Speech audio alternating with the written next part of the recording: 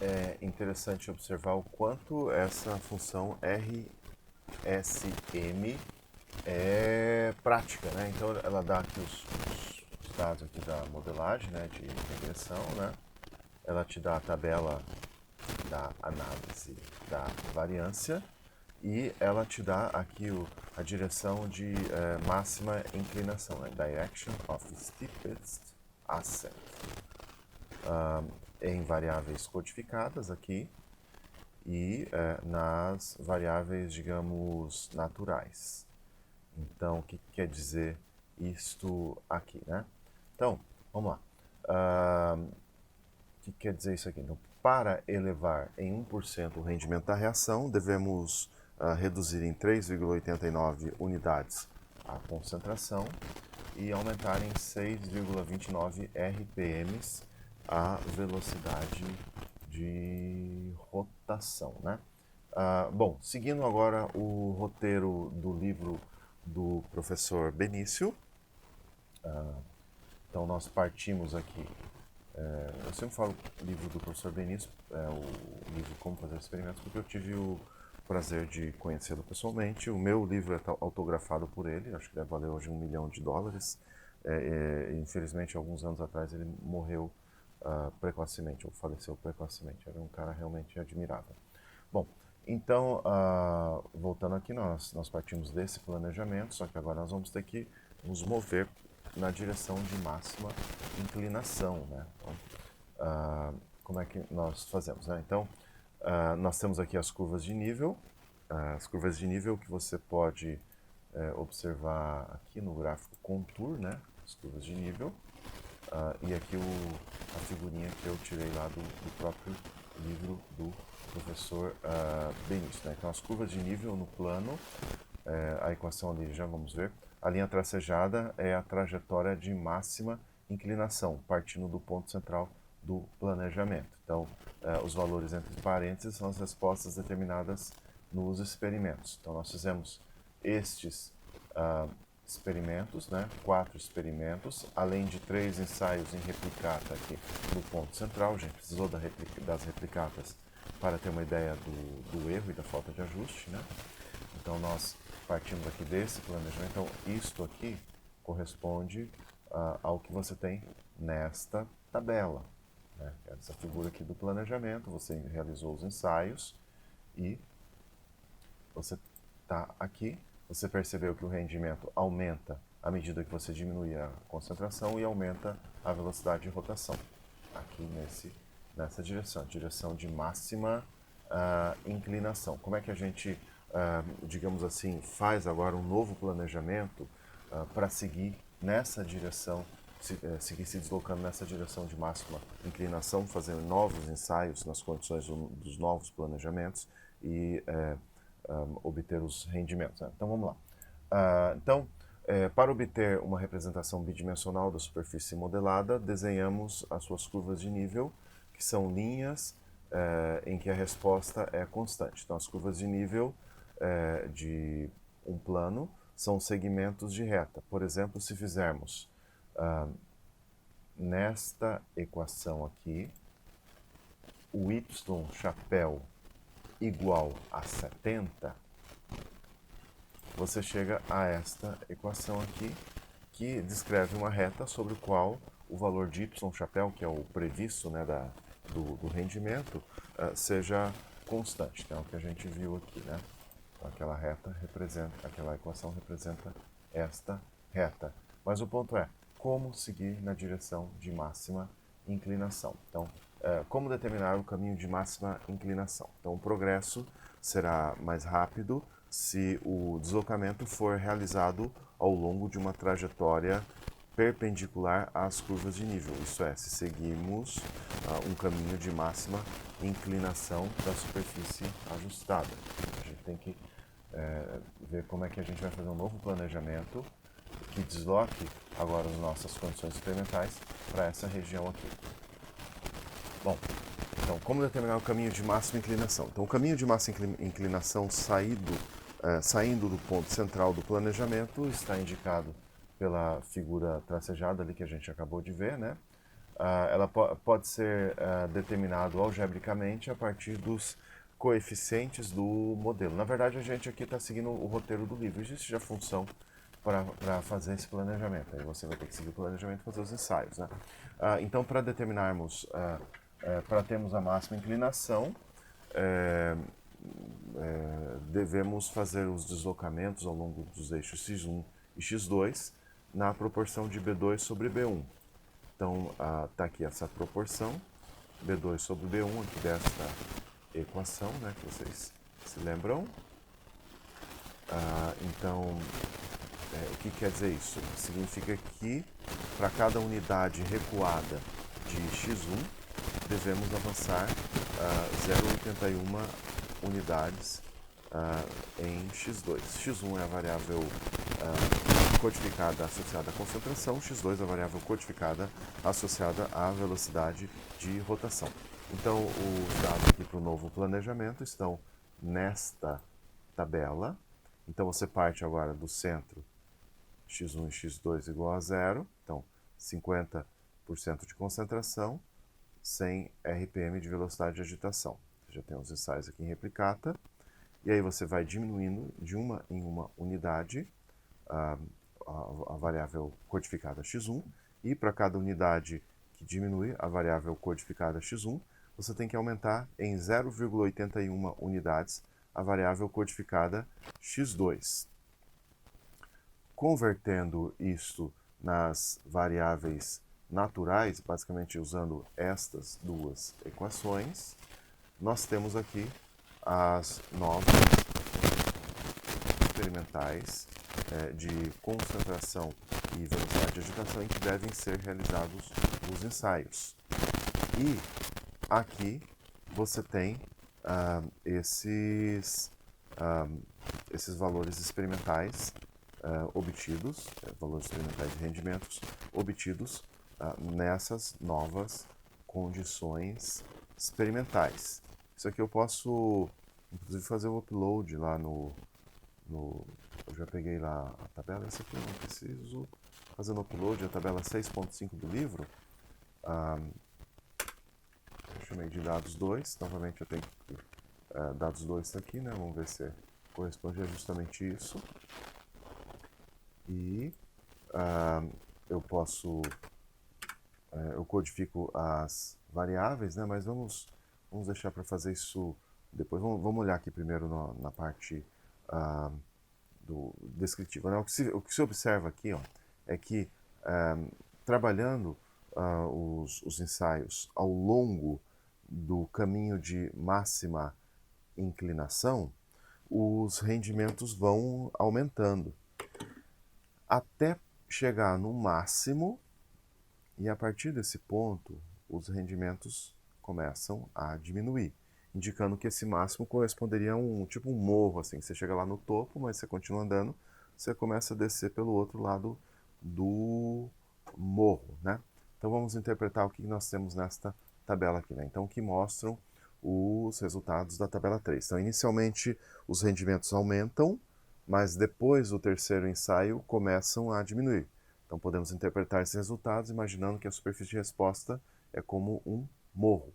Então, pelos valores iniciais, começamos a nos deslocar ladeira acima, mas depois, no terceiro ensaio, já começamos a descer morro abaixo, né, pelo lado oposto. Então isso aqui eu tirei do livro do professor Benício, não fui eu que escrevi, tá lá, fiz um Ctrl+C, Ctrl+V só para mostrar o exemplo do livro. Então é hora, portanto, de parar com os deslocamentos e examinar a região que apresentou os melhores rendimentos. Então, para isso, fazemos um novo planejamento idêntico ao... Mas antes de ler essa linha aqui, então vamos ver aqui. Ó. Você partiu do seu planejamento aqui com um ponto central, descobriu a trajetória de máxima inclinação e foi fazendo novos planejamentos, incrementando aqui a concentração, a velocidade de agitação e diminuindo a concentração. Você observou que os rendimentos aumentam, chegando ao máximo, e depois começam a diminuir. Então, a região onde o máximo de rendimento, as condições de concentração e agitação onde o máximo de rendimento deve estar, provavelmente é aqui. Então você vai refinar este planejamento. Então, ó, é hora, portanto, de parar com os deslocamentos e examinar a região que apresentou melhores rendimentos. Para isso, fazemos um novo planejamento idêntico ao primeiro, porém centrado em torno do melhor ensaio, melhor resultado. O melhor resultado aqui corresponde, ó, a uma concentração de 35% e, arredondando aqui para ficar mais fácil, um rendimento de 125%. O melhor rendimento, não, desculpe. Concentração de 35%, agitação 125%. Pelo menos na equação a gente vai usar isso. Então, a nova matriz de planejamento agora está aqui. Então, aqui está. Então, novamente, ó, você seguiu no caminho de máxima inclinação, chegou neste máximo. Esse máximo aqui, com rendimento de 88%, você obteve com a concentração 35% e agitação, arredondando, fazer um arredondamento bem ruinzinho, muito mal feito, 125 RPM a velocidade de agitação. Então, você vai fazer um novo planejamento partindo dessas novas condições agora.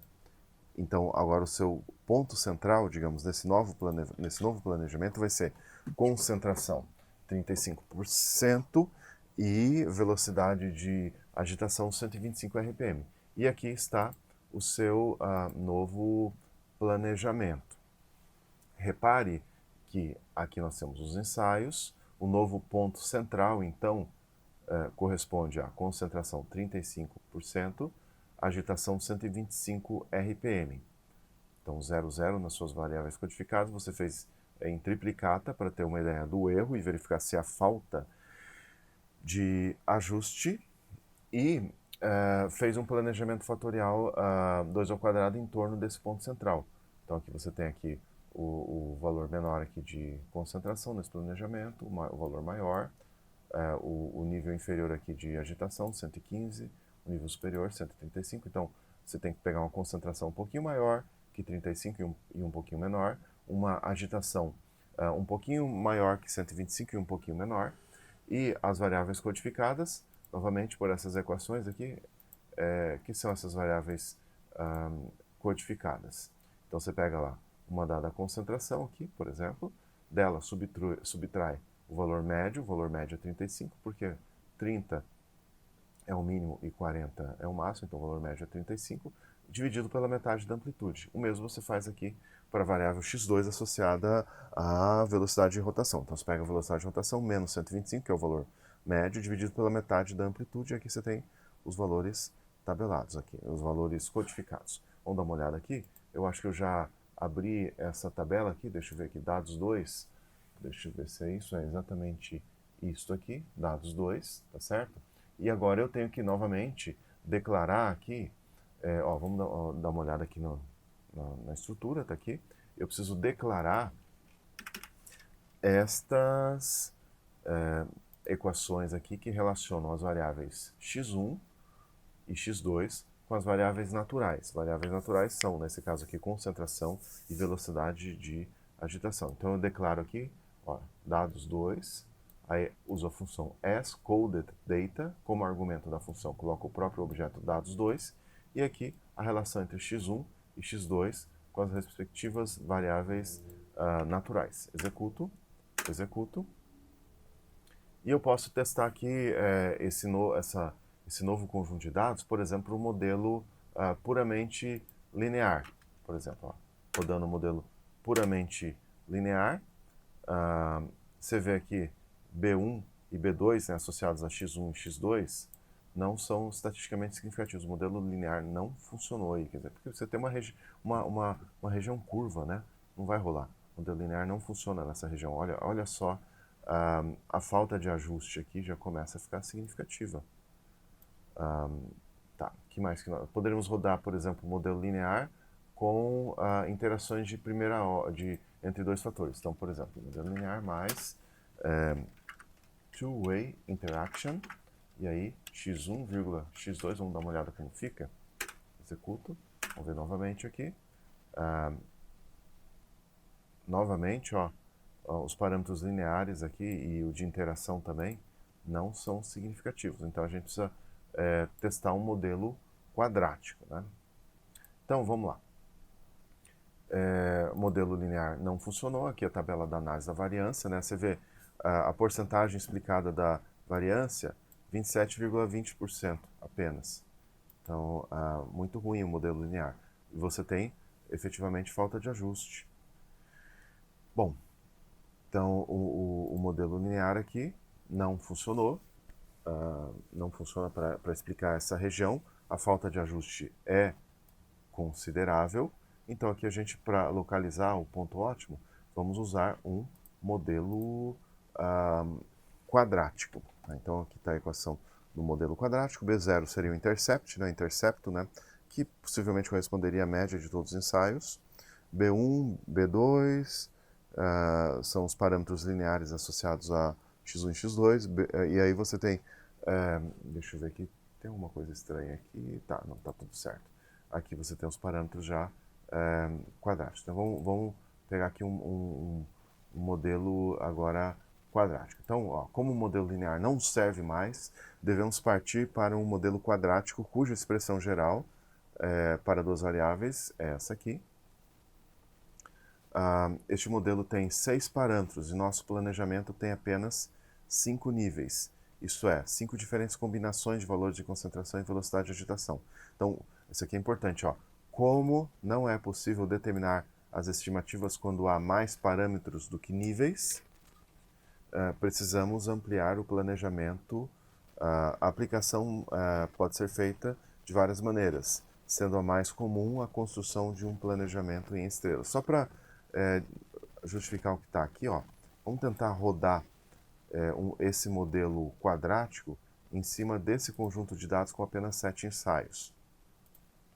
Então aqui, ó, vamos rodar o modelo quadrático. Aqui, rodando o modelo quadrático, ele reclamou aqui, ele diz o seguinte, ó, você tem muitos parâmetros no modelo quadrático. Novamente, é o que está escrito, cadê novamente? Aqui, ó, esse modelo tem 6 parâmetros, nosso planejamento tem apenas 5 níveis, né? Ou seja, você tem esses 5 níveis aqui, o último nível foi feito replicado. Então você tem mais parâmetros no modelo que, digamos, ensaios. Obviamente você fez o quinto ensaio em replicata, mas isso não ajuda em nada pelo fato do seu modelo ter muitos parâmetros. Então quando você ajusta aqui usando a função RSM, simplesmente o R reclama. Ele diz assim, ó, alguns coeficientes são aliased. Aliased quer dizer confundidos. Não podemos usar RSM. Então ele retornou aqui um objeto que foi criado com a função LM, que vocês já conhecem. Executo aqui, você vê, ó, ele não conseguiu calcular valores P, não conseguiu calcular falta de ajuste, esse parâmetro aqui, por exemplo, não conseguiu calcular. Então precisa de mais ensaios. Então vamos fazer mais ensaios. Como é que são feitos esses novos ensaios? A partir de um novo planejamento, o planejamento em estrela. Então, novamente, nós temos apenas 5 condições diferentes para uma equação que tem 6 parâmetros. Essa equação quadrática que descreve a superfície aí no topo, né, da sua superfície de resposta. Então, planejamento em estrela, explicando aqui como o livro faz, mas não entrando em muitos detalhes. Novamente, essa é uma videoaula altamente, mais ou menos, né, altamente superficial. Bom, então, planejamento em estrela. Então, para o planejamento, fazer um planejamento em estrela, simplesmente acrescentamos ao planejamento inicial um planejamento idêntico, porém girado em 45 graus em relação à orientação de partida. Então, o resultado é uma distribuição octogonal, como mostrado na figura 4. Então, um argumento geométrico simples nos permite concluir. Esse argumento geométrico simples é baseado no teorema do Pitágoras. Nos permite concluir que os pontos, assim como que os novos pontos, assim como os primeiros, estão a uma distância de raiz sobre 2 unidades codificadas do ponto central. Todos eles estão, portanto, sobre uma circunferência de raio raiz sobre 2. As coordenadas dos pontos estão lá na tabela 5, né? Então tá aqui, ó. Você tem o seu planejamento original e você tem o seu ponto central. Então você tem 5 níveis nesse planejamento. Você rotaciona 45 graus. Esse planejamento é você ter novos pontos. Repare que todos esses pontos aqui estão equidistantes ao centro. Então aqui você tem agora as novas condições experimentais aqui, novas condições experimentais. Aqui os valores das variáveis codificadas. E aqui nós temos os rendimentos obtidos. Então eu vou carregar esta tabela, aqui a tabela 6.7 do livro, né? Então até eu posso já limpar aqui que eu não vou precisar do resto, né? Tabela 6.7. Então eu criei aqui o objeto dados com a função read.csv. Eu passo como argumento o nome do arquivo CSV, executo. Aqui está. Por algum motivo ele corrompeu aqui o nome x1, né? Tem tipo uma trema aqui, tá vendo? Meio estranho.